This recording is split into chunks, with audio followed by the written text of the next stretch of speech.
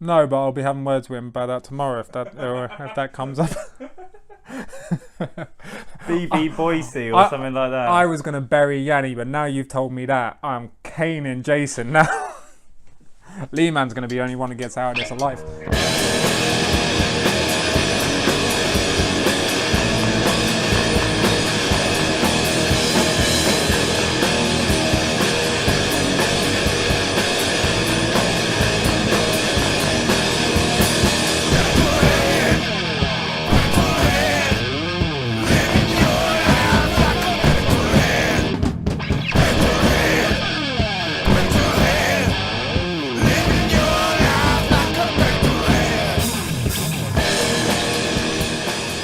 Weird, like we played another gig. It wasn't good for me because I'd had a fight a week before. Basically, a bunch of fucking rugby players were about to attack my friend, and me being drunk thought, oh yeah, I could take him. So I jumped over and punched one of them straight in the fucking face. He went down, but the other three slaughtered me. I fell over this log and I was bleeding all over the place, and it took me about 5 minutes to stand up. Well, little did I know, when I stood up I had blood all over my face and my chest and everything. So when I went to fight them, they were all scared, but it wasn't because I was big, it was just because how much blood was pouring out of me. And I managed to punch one in the chin, and as he fell down, I kicked him in the head, and then the police put me against the wall, and I said, oh, I didn't do nothing. Like we all do. Anyways, at the gig, the doctors had to shave one part of my head, so I had to shave the whole lot off, and my hand was still broken.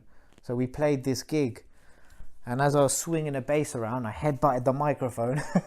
It went sideways, shitload of feedback, and I started bleeding all over the stage.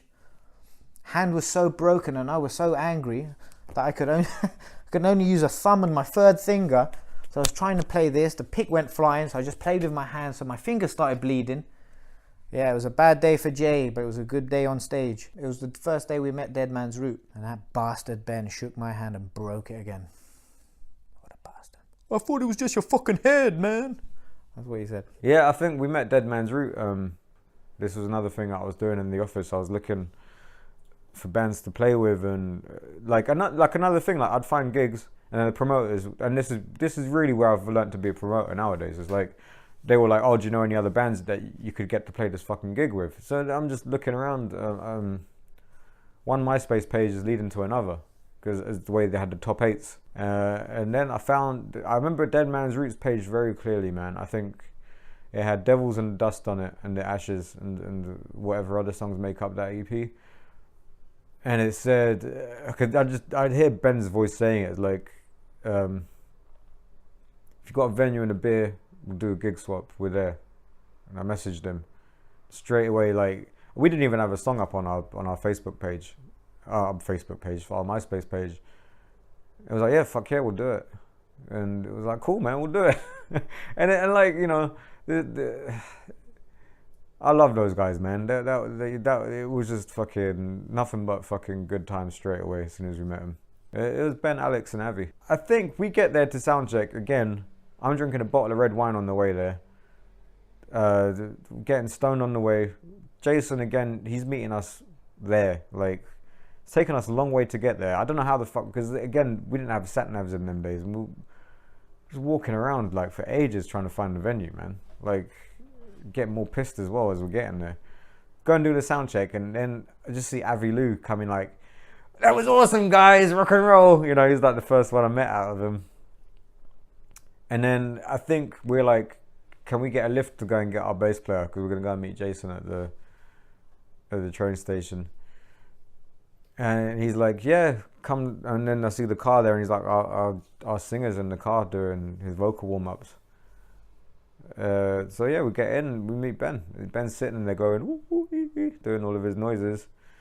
I get in the back, Lee's in the front.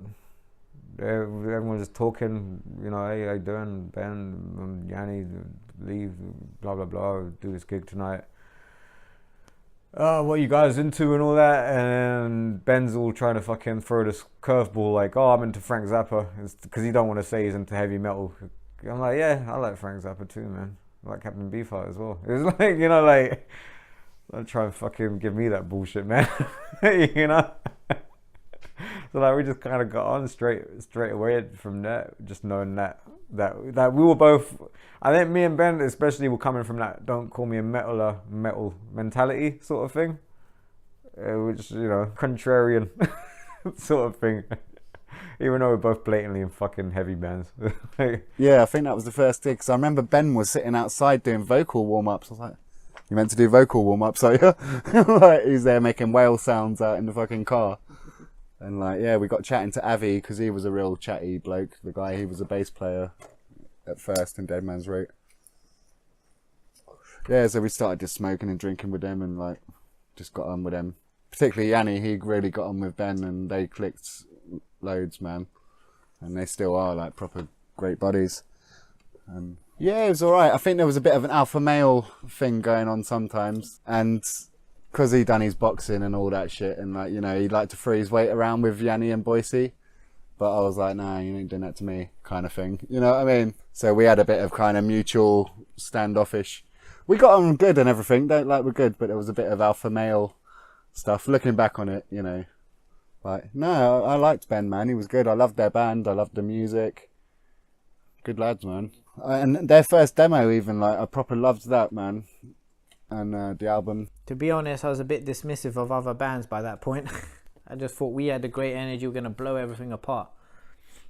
Ben picked us up from the station and, yeah, he was talking to them guys. My scars hadn't healed on my forehead and my hand was slightly broken, so I didn't really say anything. Didn't want to talk to anyone, just wanted to play the gig and fuck off.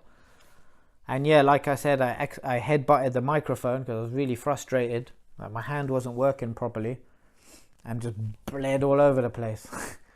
And then after I got off stage, people thought people thought it was a show, like it had been fake blood, until they saw me trying to clean it up with wet tissue. So there's me on my fucking knees going, oh, and then there's people coming like, oh yeah, good gig, man. What was that stuff you used on your head? I was like, my own blood. Yeah, it's O positive, mate. You can't buy that in the shops, We clicked with them guys straight away, man. I remember it might have been the day or the day after the smoking ban or something, and we blazed a big massive spliff on the stage. Like as soon as we got on there, was like no one in the fucking crowd, just the barman and the manager standing there. Like probably 5 or 6 people in the crowd, and like, we just lit up a big spliff on the stage, and I think that fucking impressed Dead Man's Route. They thought that was cool or whatever. And and then joint gigs come up, so we started seeing him more at other gigs, and then we were drunk in house parties, and then you realise what a weird and amazing man that geezer is. Yeah. A job every week, a different job every week. He's canvassing on the street for one charity, not giving a shit, using it to invite us to house parties. Yeah, guy's a weirdo. A great weirdo. I liked him. And then as you get to know him more and more, like you really start to sort of like him. I mean, don't get me wrong, he's got his fucking moments when it's just like, ugh, shut up, Ben. But we all do, So, and Al Gore, I fucking love. Like, I love them brothers, But I haven't actually spoken to Ben in a long time. Just thinking of him now. But yeah, I mean, it's like Jason at first. You're always like, just when, because they're quite big characters as well. Well, Al Gore's actually a lot more reserved. But like Ben is like a big character. Jason,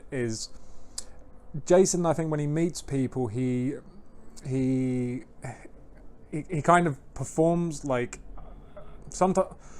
With me, sometimes it's like a nervous energy as well, and I've seen that sometimes with Jason. Like he'll just start reading off jokes, like just da-da-da. And so when you first meet those type of guys, it's like it's a bit overbearing. I remember we went out to rehearse one day. We went to rehearse. Jason couldn't come. We were meant to rehearse the next day. Lee stayed at ours because we went to the End club. We woke up hungover as fuck. We didn't really want to go to rehearse that day anyway, to be honest. We weren't gonna.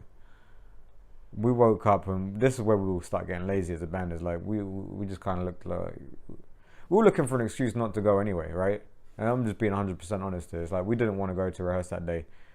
And then we called up Jason to see if he was going. He was like, no. And then that was the excuse for like sacking him, was that he wasn't, that he couldn't make this rehearsal that we didn't want to go to anyway. And we're like, all right, that's it. We got, because I kept trying to keep him in the band, you know, because there was talk before it of like, oh, you know, he's not pulling his weight, blah blah blah. Yeah, but I don't think he had that much weight to pull. Do you know what I mean? Like all he had to do was kind of just play at the gigs and play bass on top of the stuff that we'd already written, you know, like, because like me and Lee were still the riff writers, you know. I mean, yeah, he probably sees it as a singular event because he had pressure on him to kind of end it, as he was a fan. Because yeah, but from my point of view, it was a slow process, you know. I was showing up to these gigs, loving them at first, and we were doing rehearsal, and I could see that the quality that we were pumping out later on, because like I said, we were always apologizing. We were always apologizing. It was very, very unique in a band. It's not really supposed to be like that. It's like, you fucked up. So we was always apologizing, and I don't know, I was blaming myself a lot. I don't know if them guys probably wouldn't disagree, but I felt like I was holding them back because the quality of music from the beginning and what I was pumping out was stuff that I hated. They liked it, you know, because they were stoner heads. They probably liked chugging along at the same beats per minute and blah blah blah. But I hated it. I wanted to do speed changes. It was starting to become over for me over the course of weeks, which turned into months, and I stopped wanting to go to the rehearsals, thinking that they would sort out better music and then they would just teach me afterwards, just being complacent and lazy. They were thinking I weren't giving a shit. The truth is I was giving a shit, but I was giving a shit about our live show, and I thought, we once made a song last 8.5 fucking minutes, Liam, you know, like, that isn't cool in my book. It should be super fast and super intense, but end in 4.5 minutes. And I felt I was a contributing factor to that, but I wasn't telling them that. And they weren't telling me, and they weren't complaining to me, but I was blaming myself because that was our culture. Tom was always blaming himself for a drum thing going wrong. Yanni was blaming himself because he didn't know how to play in key. We hadn't even heard of that, you know. And I don't know, Lee-Man was always saying that his vocals weren't quite right. So we had a culture of it, and no one was really talking, man. We should have talked. I was too arrogant, or big-headed, or I was too embarrassed, maybe. I basically believe that all stemmed from, basically from what I know, the beef started from Jason not thanking Anya and Lee for a lift, that's what apparently that was about. But it seems quite strange to me that that's all that it was about. So I don't think that's all that it was about. So there's probably a lot of variations as to why Lee didn't. I mean, I don't even know if maybe they just didn't like each other. I mean, that can happen. But I heard it was from Jason not saying thank you for a lift. One time, I think Anya drove us to a gig, and I don't know. I didn't even remember it. In fact, I didn't even know about it until 5 years later. I didn't say thank you for the lift. So apparently, she kicked up a stink about it and really had a go at Lee-Man about it. So, but I mean, directly, there wasn't anything between us. But what I felt was, I felt at the time that as time got on, and I looked at the songs I learned when I joined the band, and I looked at the songs we were fucking doing later on, that not being able to jam freestyle with them was really starting to hurt the music we were producing. I never really told them this, ever. So what was happening was that we would be in a recording studio or in practicing, and they would start coming up with riffs because they could, you know, Lee-Man and then what's his name, Yanni, they would just start shooting out this energy on thingy, and I was trying to keep up, so I would lock onto a riff, and then boom, they would change it, and then I was in no man's land. So what would start happening as they started appreciating me as a member that was really good on stage, I was really good live, they started shifting back to the original riff, and I hurt them musically, you know, because while they were wanting to go this way, I was bringing them back down to earth. So I started really hurting them, man. And that starts getting translated into me thinking, shit, I shouldn't go to the next recording session or the next practice session because I'm slowing them down musically. And at the same time, them guys are thinking, he's not showing up. He don't give a shit. And I'm thinking, fuck, I'm not good enough for these guys. I just want to pound it out on stage. So there's a lot of misunderstanding there, you know, like where I'm thinking, fuck, they're going to have a good session. Yanni's going to give me the tab and then I'll be able to learn it and then I'll be good again. So yeah, I was holding them back and they were thinking I was being a prick. And yeah, it's bad communication. I can't even remember, did he turn up? Or it was not paying for rehearsals pissed me off. And like not offering even or saying, oh, sorry lads, I'm strapped or whatever. It was just like not even acknowledging it and walking out. That used to rub me up. And yeah, there was just a little unsaid friction under the surface. But once I sensed he didn't like me, I was a bit like, I started getting a bit more like, all right, fuck you then, kind of thing. And then I just thought, well, I'm not chilling. And I started getting in Yanni's ear about it and saying, listen, man, I'm not happy with him in the band. I wanted Scott. Yeah, but I think Lee would have Jack the Ripper at that point other than Jason, but that's neither here nor there, you know. It's like, yeah, because, I mean, there was beef between them two. I don't know, as we said, like, stupid beef, but yeah, I can see, yeah, I can see that. It was my fault Jason got kicked out of the band. Like, there's no two ways about it. Because Yanni was defending him, man. Yanni was more friends with him than I was. And because I wasn't, like, clicking with him, I thought there's no point keeping it going because at some point, like, I'll end up getting the ump or something. Do you know what I mean? Like, it will end up coming to a head. So I just thought, let's just cut it now. And I was wanting to groom Boise to get him into the band because he's the ideal person because, you know, he's a peacemaker and, you know, like all that kind of shit. So.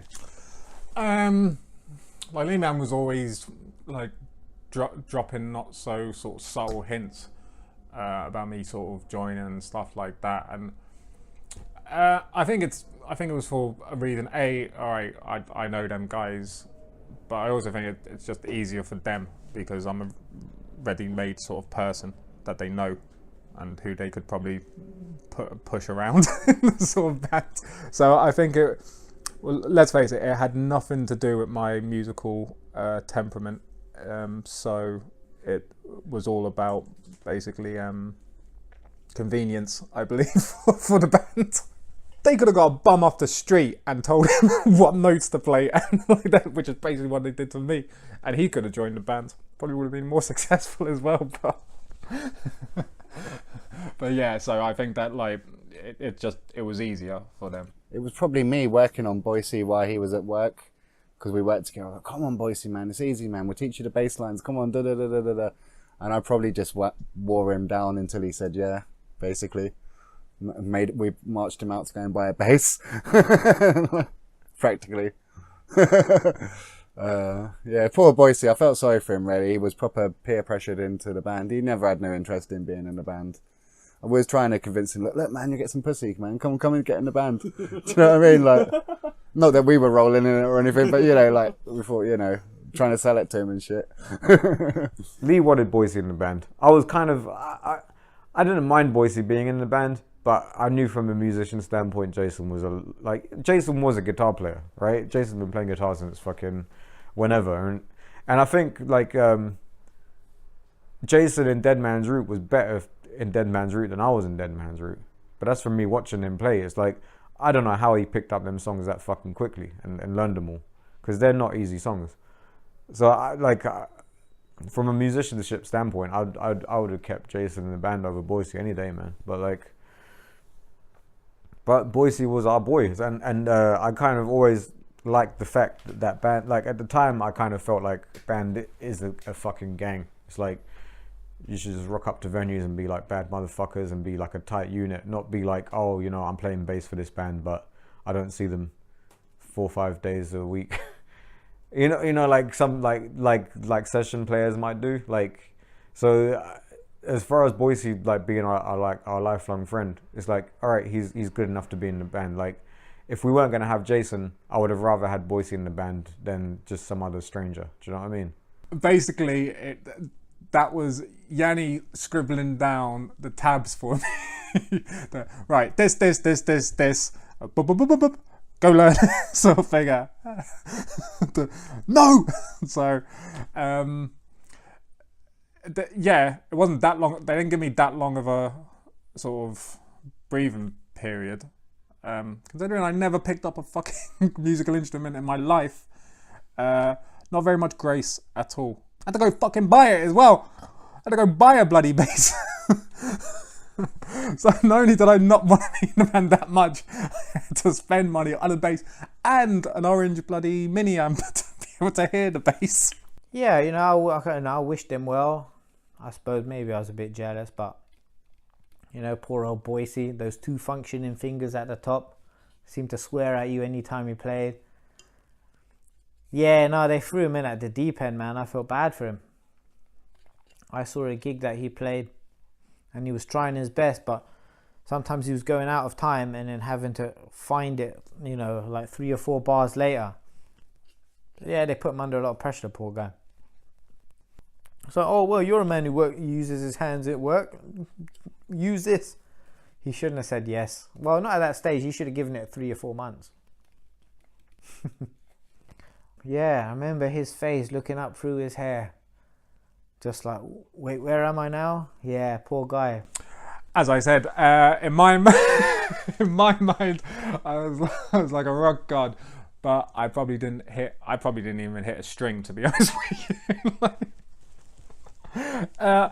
Everyone was like, "Oh no, that was pretty good, pretty like thing," and I was like, I mean, I'll admit this now. I actually turned my volume down slightly more than I probably should have done on the first gig, because the last thing you want like is that bass being at the top of everything. Just so I was like, so we did our sound checking, like boom boom boom, everything's fine, even the sound check, and I'm like, great. Me on my own having to fucking play a bass with the fucking sound guy. I was like, do you even know what you're doing? I was like, but yeah, so I got the sounds right, but as we were starting, I just went down a notch, just a notch. Because you go too far, you'll have Yanni and Lee Man fucking looking over like fucking, yeah, like, what's going on? Especially Lee Man with his clarity, like, nah, sort of thing. So, yeah, just enough so I don't ruin the whole thing. So, but yeah, the second gig I didn't do that. I thought, fuck it, you guys wanted me in the band, you can fucking have this. So serviceable towards the end. Fair play to the guy, like he pulled it off and he had the bollocks to go and play some gigs, like barely knowing how to play a fucking... He was at like Sid Vicious levels, man, you know, that kind of thing. And we always used to have a joke about fucking dropping a spotlight on one of us for a solo in the middle of a gig without them knowing it, like it being like Boise or Yanni. But yeah, poor Boise got hoodwinked into it, really. me and Jason. No, I got plenty of beef with Jason, but nothing to do with bass. No, I don't think Jason's that type of person, and it's not like I was like conspiring behind his back to get his role or anything. Like it's not Spinal Tap or anything. So I don't think I could be wrong. I don't think he held any grudges against me. So yeah. Why, has he said different? No. Nah. In fact, I was still going to there. Well, yeah, I don't think so. Look, I'm a weird dude, so like, I don't know, maybe, you know, there was one time after I'd been kicked out, I was still going to their house and drinking with them. So it was a bit weird. In fact, maybe I was around them more. There was one time where I felt 2 days after, I thought, you know what, I think I made too many jokes at Boise that night. And I thought maybe that was the epitome of me having bad blood. But really, it didn't really change much. In fact, I went to Boise's first 2 or 3 gigs. So yeah, I don't know, it comes out with people that are weird and kind of weird like me. It came out in weird ways where I hung around them more. So I was around them more, drinking with them more, and I had the pressure of playing the gig less. I think I even lent them an amp a couple times. So yeah, it was a bit weird, man. It was really weird. I still hung around them. They were still my friends.